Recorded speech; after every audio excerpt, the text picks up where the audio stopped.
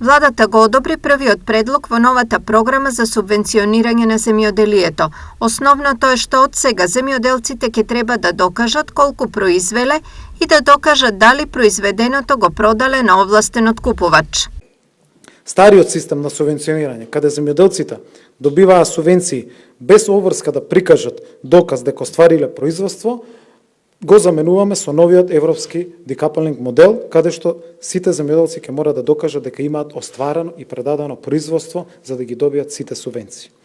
Домашното производство дополнително го насочуваме кон домашните преработувачки капацитети, потикнувајќи го договорното производство. Втора важна новина е што субвенциите ќе се исплаќаат авансно, но Министерството одредило критериуми за минимални приноси. Земјоделците преку програмата за финансиска поддршка би добивале основна субвенција или основна поддршка, која би се исплаќала авансно, а ќе биде намената или ќе се однесува за целта на одржување на земјоделското земјиште во обработлива состојба. Битно ни е земјоделците да не го напуштаат, туку со новите договори кои се склучуваат, постојано да ги зголемуваме површините кои што се обработуваат. Дополнителни субвенции земјоделците ќе добијат за финален производ кој пак овозможува продажба од праг.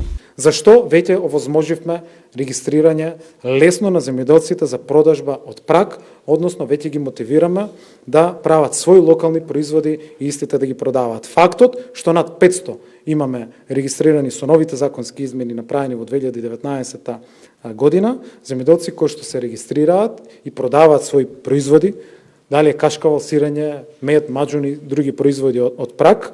Истовремено, Министерството за земјоделие ги зајакнува контролните механизми преку сателитско следење на активностите, но и обработливоста на површините. До сега тоа не беше пракса и беше можност за големи нерегуларности, односно на плаќање субвенции без земјата воопшто и да биде обработувана.